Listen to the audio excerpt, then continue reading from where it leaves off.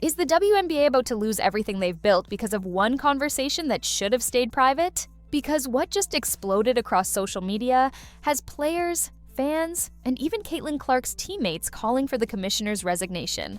And honestly, after what you're about to hear, you might agree with them.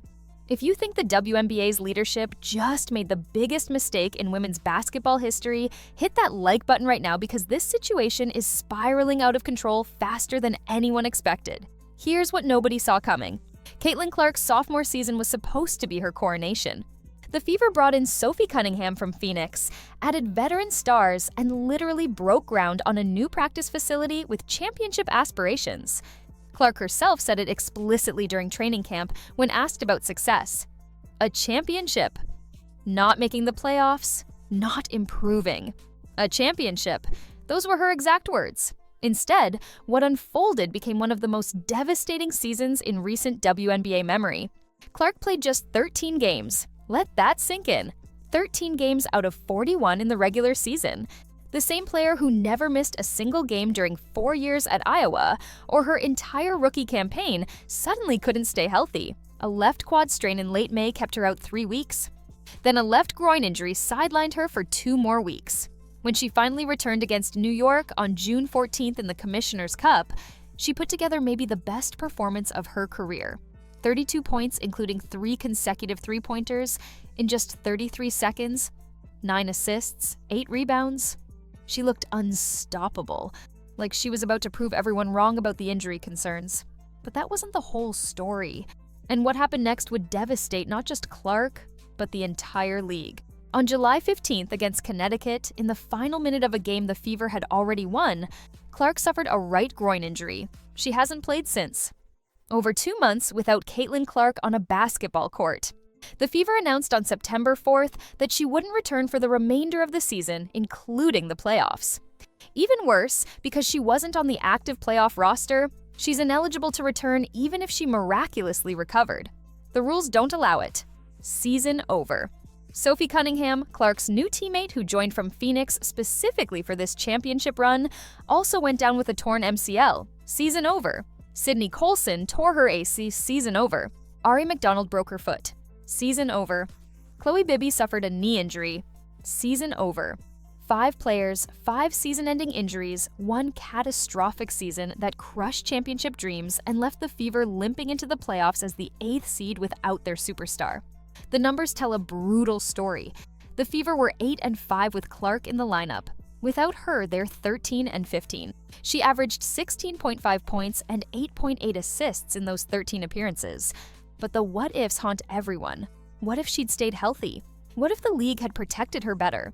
What if Commissioner Cathy Engelbert had prioritized player welfare instead of what came next? Because here's where this story transforms from disappointing season to full-blown civil war within the WNBA. During the All-Star break in July, while Clark sat on the sidelines unable to participate in the game or the three-point contest she'd been voted into, something else was happening. Players wore shirts that said, "Pay us what you owe us," during warm-ups. Not a subtle message, a declaration of war against the league's leadership. The collective bargaining agreement expires October 31st, and negotiations between the Players Association and the league have been contentious at best, disastrous at worst. Then Minnesota Lynx star Napheesa Collier, who's also the WNBPA vice president, detonated a nuclear bomb during her exit interview. She went scorched earth on Commissioner Engelbert in ways that shocked even the most jaded observers. Collier revealed details from a private February conversation with Engelbert that exposed just how disconnected the commissioner allegedly is from the players she's supposed to represent. According to Collier's account, when she asked how the league planned to compensate stars like Caitlin Clark, Angel Reese, and Paige Buick-Sears, who are driving massive revenue growth, Engelbert allegedly responded with something stunning. Caitlin should be grateful she makes $16 million off the court, because without the platform that the WNBA gives her, she wouldn't make anything. Let that sentence marinate for a second. The commissioner of a league that was barely surviving before Caitlin Clark arrived is allegedly taking credit for her success. The same league that couldn't fill arenas or get TV ratings before Clark. The same league that pays its #1 overall pick $76,000, while male athletes in similar positions make millions. allegedly telling the player who saved women's basketball that she should be grateful. But wait, because Collier wasn't finished. She also alleged that Engelbert said players should be on their knees, thanking their lucky stars for the media rights deal that I got them.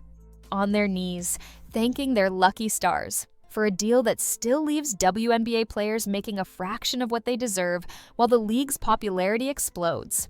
When fans complain about officiating, Engelbert allegedly dismissed it by saying, "Only the losers complain about the refs."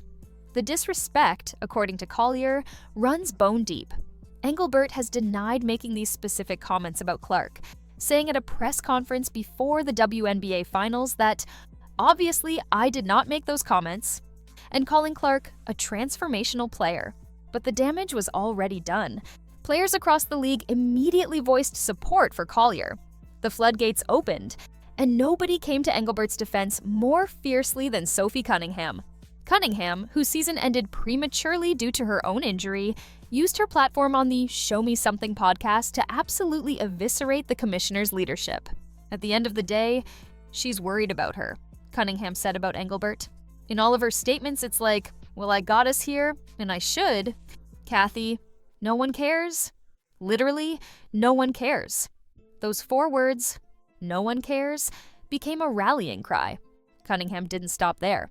She continued, "Great leaders want to see other people be more successful than them. They want to make sure that they're cared for. I get it. She's the business side of it. But you can be respectful and treat your product, the product of why people are paying attention, why people are buying certain jerseys, treat your product with respect." During her exit interview, Cunningham went even harder. "I'm just tired of our league. They need to step up and be better. Our leadership from top to bottom needs to be held accountable. There are a lot of people in positions of power in the WNBA who might be really great business people, but they don't know anything about basketball." She didn't hold back on social media either, posting on Instagram, "People only know Cathy because of C. She's the most delusional leader our league has seen." That C obviously referring to Caitlin Clark, her injured teammate watching from the sidelines. Even Clark herself, who typically stays out of controversy, acknowledged during her exit interview that Collier made a lot of very valid points and emphasized this is straight up the most important moment in this league's history. She added, "This league's been around for 25 plus years, and this is a moment we have to capitalize on." The subtext was clear. Leadership better not screw this up. So where does this leave us? The WNBA just completed its most-watched regular season since 1998, despite Caitlin Clark missing over 70% of the games. Think about that. The league's biggest star barely played, and ratings still increased 6% on ESPN and ABE, viewership on ION jumped 4%, and NBA TV saw a 58% surge. Non-fever games were up 37% from last year. The product is undeniably better. The interest is undeniably there, but the business side is imploding in real time. Here's what makes this situation so explosive. The All-Star Game, without Clark, drew 2.19 million viewers, down 36% from the record 3.44 million when she played in 2024. When she's on the court, she commands attention unlike anyone in women's basketball history. 3 of her regular season games in 2025 outperformed the All-Star Game. The May 17th opener against Chicago on ABC pulled 2.7 million viewers. Her May 24th game against the Liberty on CBS drew 2.22 million. She's not just a star, she's the entire constellation. But she's also injured, frustrated, and watching her teammates and the Players Association go to war with the league's leadership while she sits powerless to do anything about it. The Fever are in the playoffs somehow, despite everything. They pulled off an upset in the first round against Atlanta without Clark. Now they're facing the Aces in the semifinals, still without their superstar.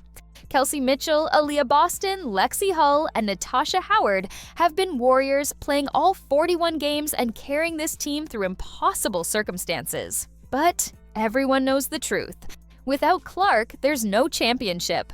Without Clark, the dream dies. And here's the really terrifying part for Engelbert and the WNBA brass. Clark's Nike deal pays her $8 million a year, compared to Devin Booker's $40 million annually. Dave Portnoy, the Barstool Sports founder and Clark superfan, has been vocal about how she got screwed on that contract. He's also expressed interest in buying a WNBA franchise for $250 million, but says the league won't let him. Why? Possibly because he's been so openly critical of how they've handled things. Possibly because he has a history with gambling that makes him a controversial figure. But mostly because he represents everything the current leadership fears. Someone who would actually prioritize the players and disruption over maintaining the status quo. Multiple players, including Angel Reese and Collier, have expressed frustration that NBA players are reaching out to them expressing sympathy for how terribly they're being treated. When your male counterparts who make exponentially more money are feeling bad for you, that's not a good look. That's a crisis.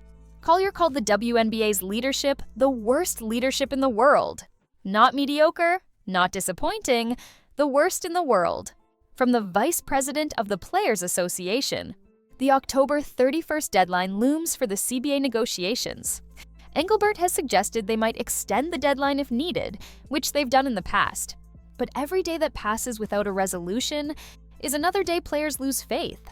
Another day sponsors wonder if they're investing in a stable product. Another day fans question whether the league they've fallen in love with will tear itself apart from the inside. So, what happens next? 3 scenarios. None of them great for the status quo. Scenario 1, the league capitulates to player demands, gives them substantially more money and revenue sharing, and Engelbert survives but severely weakened. Players get paid, but the tension remains because trust has been obliterated.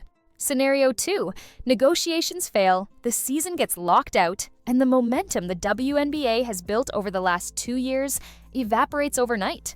Fans move on, sponsors bail. The league that was finally having its moment destroys itself over greed and pride. Scenario 3, Engelbert resigns or is forced out. New leadership comes in, and the league gets a fresh start. This might actually be what needs to happen for real healing to begin. Caitlin Clark will be back for the 2026 season, presumably healthy and hungry after the nightmare that was 2025. She'll only be 24 years old. Sophie Cunningham will return. The Fever will reload. Paige Buchers, the most recent #1 overall pick, will have her second season. Angel Reese will continue her rise. The talent pipeline is overflowing. The cultural moment is undeniable. But will the leadership be capable of shepherding this golden era, or will they fumble the biggest opportunity women's basketball has ever had? Here's the brutal truth that nobody in power wants to acknowledge. Before Caitlin Clark, the WNBA was a niche product subsidized by the NBA and struggling for relevance.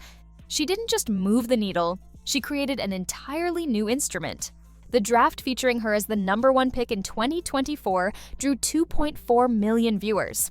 This year's draft, without a Clark-level prospect, dropped to 1.25 million. The 2024 finals averaged 1.6 million viewers. Individual regular season Fever games in 2025 topped 2.7 million. She is the draw. She is the product. And according to Collier's account, the commissioner told her to be grateful for the platform.